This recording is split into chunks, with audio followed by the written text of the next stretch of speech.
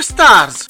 Happy to have you with me in this episode for you. Our goal is to determine the numerical value of this statement. 29 divided by 29 over 27, then times 27. First we do this multiplication. 29 over 27 times 27. We can easily cancel this 27 and this 27. So here we have this 29 only, and 29 divided by 29 equals 1. But this answer is not correct because according to the order of operation, multiplication and division have equal priority and we have to work from left to right. So we have to do this division first, then this multiplication. If you do this multiplication, then this division, it's wrong. So we have to do this division first. 29